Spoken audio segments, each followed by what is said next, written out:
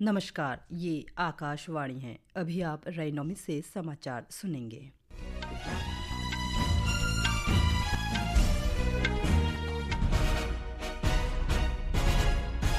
पहले मुख्य समाचार। राज्यसभा में आज राष्ट्रगीत वंदे मातरम की 150वीं वर्षगांठ पर चर्चा हुई। केंद्रीय मंत्री जेपी नड्डा ने कहा, वंदे मातरम राष्ट्र की आत्मा जागृत करने वाला मंत्र। केंद्रीय मंत्री नितिन गडकरी ने लोकसभा में बताया, पेट्रोल में 20% इथेनॉल मिलाने के बाद देश के कार्बन डाइऑक्साइड उत्सर्जन में 736 लाख मीट्रिक टन की कमी आई। राष्ट्रपति द्रौपदी मुर्मू 2 दिन के दौरे पर मणिपुर में इम्फाल पहुंची। वे वहां कई परियोजनाओं का शिलान्यास करेंगी। नागर विमानन महानिदेशालय ने कई उड़ानें रद्द होने और देरी के मद्देनजर इंडिगो के मुख्य कार्यकारी अधिकारी पीटर एल्बर्स को तलब किया। और भारत और दक्षिण अफ्रीका के बीच दूसरा T20 मैच आज शाम चंडीगढ़ में। अब समाचार विस्तार से। राज्यसभा में राष्ट्रगीत वंदे मातरम की 150वीं वर्षगांठ पर आज फिर चर्चा हुई। गृहमंत्री अमित शाह ने मंगलवार को इस पर चर्चा आरंभ की थी। चर्चा का समापन करते हुए राज्यसभा में सदन के नेता और केंद्रीय मंत्री जेपी नड्डा ने कहा कि वंदे मातरम राष्ट्र की आत्मा जागृत करने वाला मंत्र है और ये देश की संस्कृति के साथ जुड़ने का अवसर भी देता है। उन्होंने कहा कि राष्ट्रगीत वंदे मातरम सभी के लिए प्रेरणा का भावनात्मक स्रोत है और देश को एकता के साथ आगे बढ़ाने का मंत्र है। श्री नड्डा ने कहा कि ये गीत स्वतंत्रता संग्राम के दौरान कई ऐतिहासिक घटनाओं का साक्षी रहा है। उन्होंने कहा कि स्वतंत्रता संग्राम के दौरान इस राष्ट्रीय गीत ने सभी में ऊर्जा का संचार किया। केंद्रीय मंत्री अर्जुन राम मेघवाल ने लोकसभा में चुनाव सुधारों पर गृहमंत्री अमित शाह के भाषण की सराहना की। श्री मेघवाल ने कहा कि उनके भाषण का सार था कि जो देश का नागरिक नहीं है वो देश में मतदाता भी नहीं हो सकता। भाजपा सांसद दिनेश शर्मा ने कहा कि गृहमंत्री अमित शाह ने विपक्ष को निर्वाचन आयोग और मतदाता सूची के विशेष गहन पुनरीक्षण SIR पर भ्रामक सूचनाएं फैलाने पर कड़ा जवाब दिया है।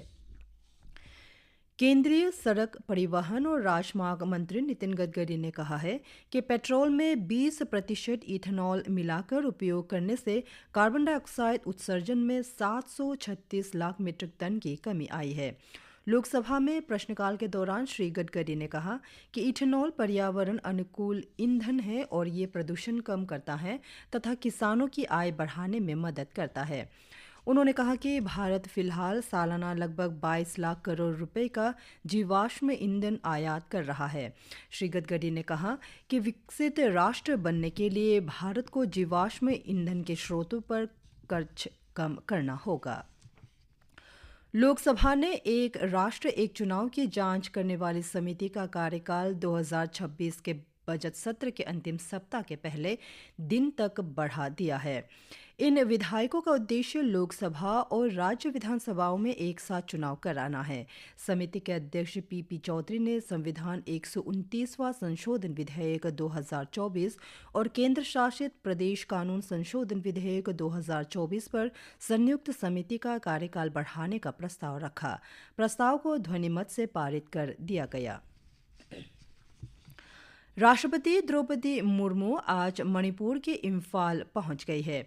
इम्फाल से हमारे संवाददाता ने बताया है कि उनके आगमन पर भारतीय रिजर्व बटालियन की महिला टुकड़ी द्वारा ने हार्दिक स्वागत किया और उन्हें गार्ड ऑफ ऑनर दिया गया।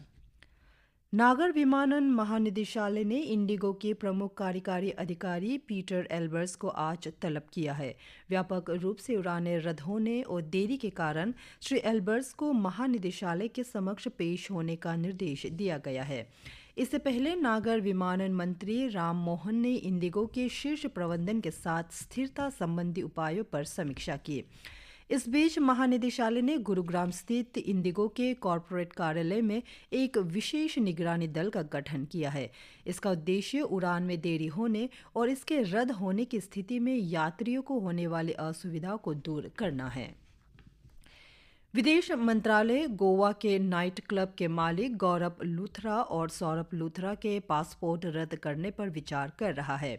गोवा अग्नि दुर्घटना में 25 लोगों की मौत हो गई थी। सूत्रों के अनुसार मंत्रालय को गोवा सरकार से गौरव लूथरा और सौरभ लूथरा के संबंध में एक पत्र प्राप्त हुआ है। मंत्रालय मौजूदा नियमों के अनुसार भारतीय पासपोर्ट अधिनियम के अंतर्गत पासपोर्ट रद्द करने के अनुरोध की जांच कर रहा है। नीति आयोग एक प्रमुख दैनिक उपभोग सामग्री FMCG कंपनी के साथ राष्ट्रव्यापी स्टार्टअप कार्यक्रम शुरू करेगा। इसका उद्देश्य देश को चक्रवाती अर्थव्यवस्था की दिशा में आगे बढ़ाना है। नीति आयोग ने बताया है कि इस पहल के अंतर्गत अगले 3 वर्षों में चक्रवाती अर्थव्यवस्था को सुदृढ़ करने वाले 50 उच्च क्षमता के स्टार्टअप की पहचान की जाएगी और उन्हें समर्थन दिया जाएगा। कार्यक्रम में प्लास्टिक के पुनर्चक्रण, दोबारा इस्तेमाल और पैकेजिंग सामग्री के नवाचार समाधान निकालने वाले स्टार्टअप को प्राथमिकता दी जाएगी। आयोग ने बताया कि चयनित स्टार्टअप को अनुदान राशि के साथ बाजार मान्यता के लिए अवसर दिए जा सकते हैं। वित्त मंत्रालय ने कहा है कि नाबार्ड ग्रामीण आर्थिक स्थिति और रुझान हाल के सर्वेक्षण में ग्रामीण मांग में मजबूत और व्यापक पुनरुत्थान प्रदर्शित हुआ है।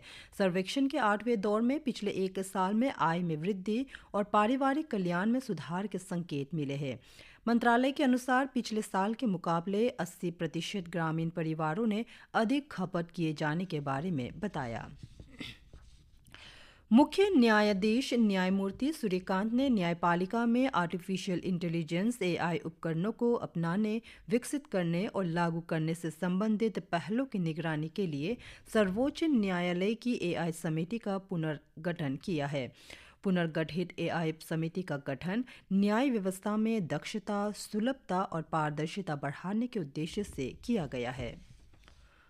लोकसभा में 100 से अधिक विपक्षी सांसदों ने मद्रास उच्च न्यायालय के न्यायाधीश न्यायमूर्ति GR स्वामीनाथन को हटाने की मांग करते हुए एक प्रस्ताव पेश किया है।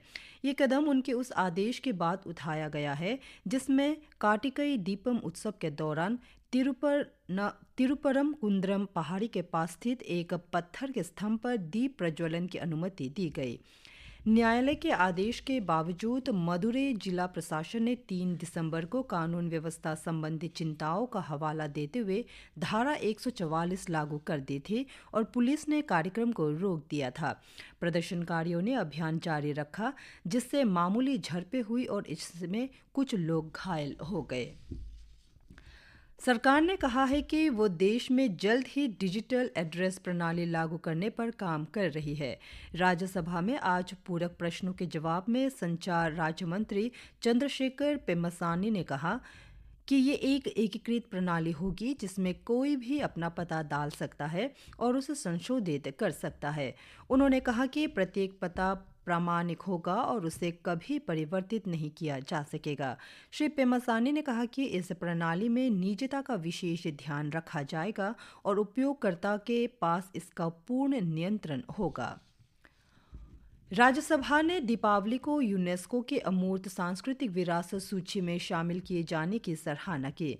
राज्यसभा के सभापति CB राधाकृष्णन ने कहा कि ये देश के लिए अत्यंत गर्व की बात है। उन्होंने कहा कि दीपावली केवल एक त्योहार नहीं बल्कि अंधकार पर प्रकाश और अज्ञान पर ज्ञान की विजय का प्रतीक है। भाजपा सांसद दिनेश शर्मा ने कहा कि यूनेस्को की अमूर्त विरासत सूची में दीपावली को शामिल करना गर्व का क्षण है। इस बीच केंद्रीय विदेश राज्य मंत्री कीर्तिवर्धन सिंह ने दीपावली के यूनेस्को की अमूर्त सांस्कृतिक धरोहर सूची में शामिल होने के उपलक्ष्य में केन्या के ऐतिहासिक श्री राम मंदिर में आयोजित समारोह में भाग लिया। भारत और दक्षिण अफ्रीका के बीच दूसरा 2020 क्रिकेट मैच आज चंडीगढ़ में शाम 7 बजे से खेला जाएगा। 5 मैचों की श्रृंखला में भारतीय टीम 1-0 से आगे है। कटक में हुए पहले मैच में भारत ने दक्षिण अफ्रीका को 101 रन से हराया था। राष्ट्रपति द्रौपदी मुर्मू ने आज राष्ट्रपति भवन में पूर्व राष्ट्रपति प्रणब मुखर्जी की जयंती पर उन्हें पुष्पांजलि अर्पित की।